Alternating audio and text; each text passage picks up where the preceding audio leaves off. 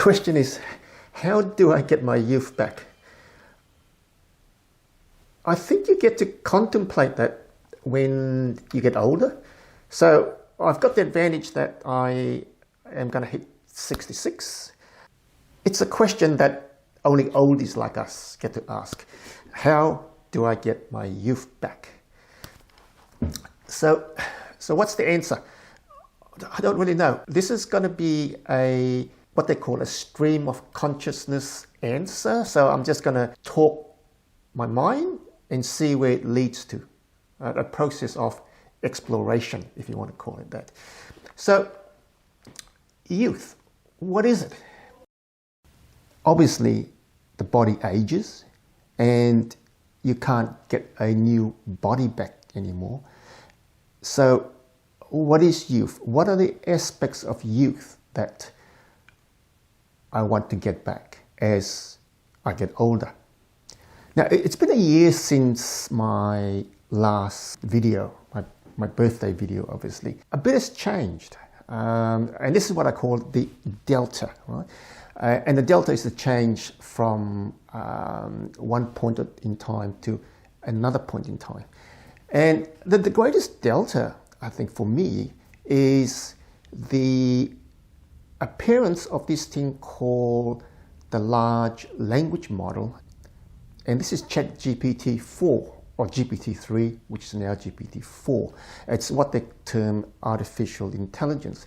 So that's been the biggest change for me. And what I've realized is that the large language models, even though they call it intelligence, it's based on a vast data bank of knowledge. In other words, what we already know, because the large language models are trained on existing knowledge. So how intelligent is that?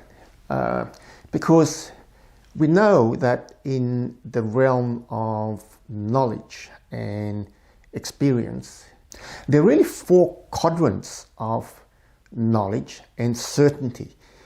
And it's a twist on the Johari window. And if you don't quite know what it is, you can Google that and ask ChatGPT-4. It'll tell you what the Johari window is all about. And this is a bit of a twist on the Johari window.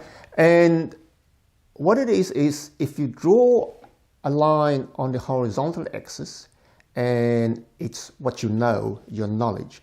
And then you draw the vertical axis, which is the certainty. This is how much you're certain that you know anything, your certainty and your knowledge. It could be a linear relationship between the two. What you end up with if you go down the rabbit hole of knowledge, and knowledge is what you think you know, but it's not really what you think you know.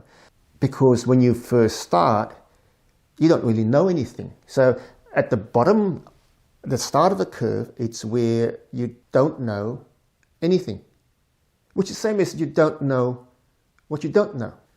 It's like baby Ollie when she was born. She's new to this world and there's really nothing in this world that she knows. So everything is discovered. It's a process of exploration. So when she started life as a baby, she was in the quadrant where she didn't know what she didn't know. And as Ollie aged, she would look at her parents and she'd go, why do you do this? So the question of why comes up in her language. And the reason that children ask why is because they are now looking at the second quadrant where they know that they don't know certain things. So they're asking why. So they want to know the things that they know that they don't know. Right? So you start off, they're building what they know that they know, and then as a tangent to it, they're going, there are some things that I know that I don't know, because I can see things happening around the world, and I know the things are happening, but I don't know why they're happening. So I'm going to ask the question, why? Why are these things happening? So they are starting to put things into the second quadrant of knowledge, and it's what they call recognized ignorance. Then as you progress in your learning, like Ollie now knows how to ride a bicycle, or he shouldn't really, but you always ride off with trainer wheels. So she had trainer wheels, and then you started pedaling the bicycle. And those of you who have learned how to ride a bike knows how hard it is to ride a bike, because how do you balance on two wheels, and everything's so scary, and then the first thing you do, you fall off, right? So then you fall off, and you don't want to learn how to do it, because there are things you don't know, but you don't want to know about it. So you don't really want to put it into the knowledge base of the things you know that you know. How you ride a bike is that you go, I know that I don't know how to ride a bike. Then you learn by a painful process how to ride a bike. And then it becomes something you know that you know in the first quadrant. So now you know how to ride a bike. The next stage is if someone comes and asks you, now how do you ride a bike? So how to explain to them how you ride a bike? You really can't. Yeah, you can teach, you can show someone how to ride a bike, but they won't physically be able to ride a bike until they actually ride a bike. After if you've ridden a bike for a while, you just jump on and you just ride a bike, right? You don't even think about it. And it's like it becomes an unconscious thing.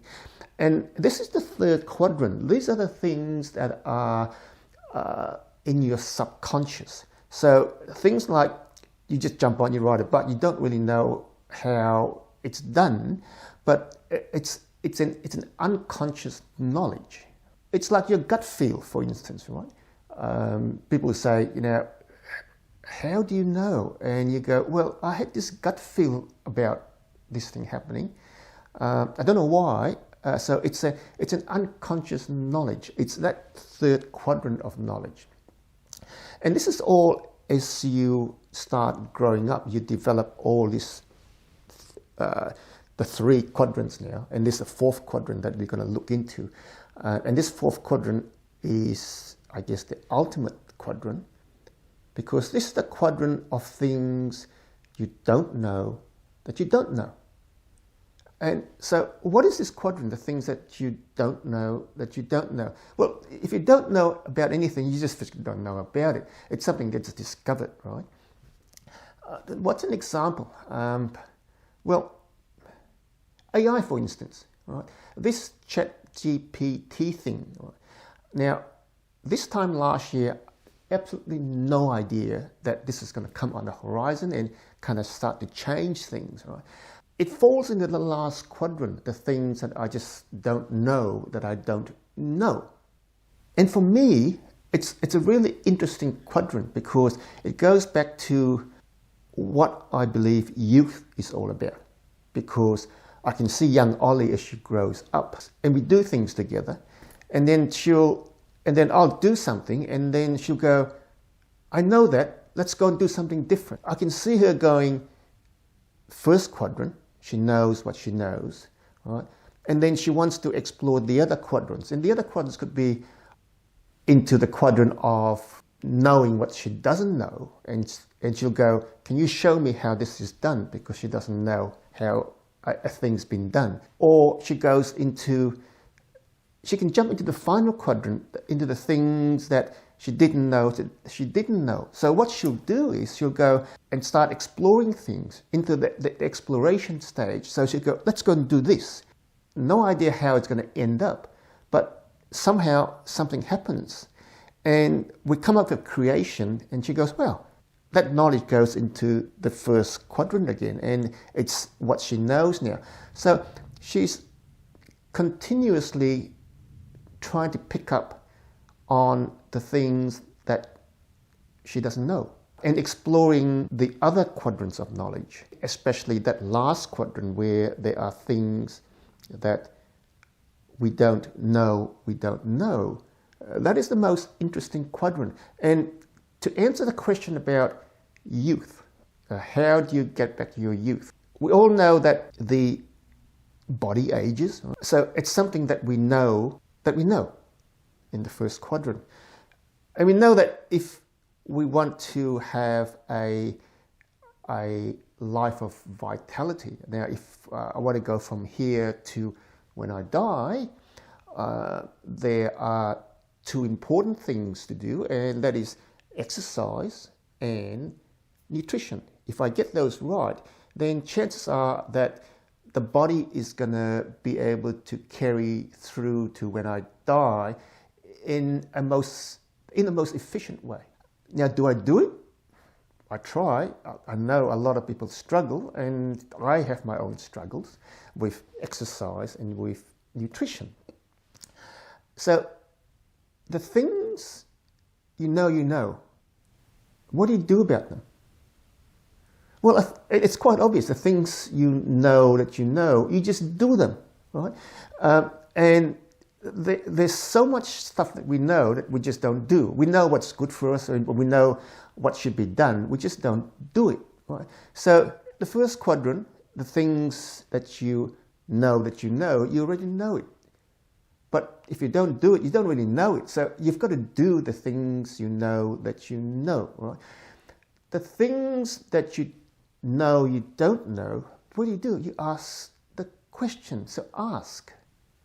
You base your life entirely around the first quadrant, around the things that you know. It's comfortable to think you're smart, right? You kind of know everything, and then you're afraid to question things. So the questioning means that there are things that you don't know. So you question things. So to get into the second quadrant, you've got to ask questions, right? So living in the second quadrant, you ask questions. And the two of them then combine into, I believe, the third quadrant, is that once there are all these things that you know, and you're asking questions, and you build up on that, then you have kind of an unconscious knowledge. You do things out of reflex, right? And you don't know why you do it, you just do it. It's just like a habit almost, right? You form a habit. Now, if you've got a good exercise habit and you get up early in the morning, you just wake up early in the morning. You don't know why. You don't even need an alarm sometimes. You just wake up and go, oh, I've got to do my exercise, right? It becomes a habit, unconscious knowledge. And it's, whilst that's not something you can put your hand on, it's something that pays off in life. Because it just happens, it's an unconscious thing. And the thing about unconscious things is that it doesn't take a lot of effort. If you were to learn things, like one of the things that I know that falls in the second quadrant of recognizing that there are things I don't know is, say, string theory, right? No, I don't know string theory. But do I really want to know string theory? I don't know. But if I do know string theory, maybe there are things that I would do in life which would be automatic and which ultimately would actually have a good impact. And I don't do it because I haven't asked the questions, and I haven't put it into the third category of the unconscious knowledge. The unconscious knowledge is the stuff that just happens, right? Takes the minimum amount of energy, it just happens. It's the thing that keeps you headed in the right direction. It keeps you in the game, because it's like, how does the brain think? Do you tell the brain to think? Do you tell your heart to beat? You don't. They're the unconscious things. But it keeps you in the game. Without that, you're out of the game. You're dead, right?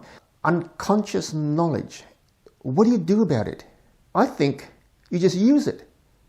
So the first quadrant, the things that you know, what do you do about that?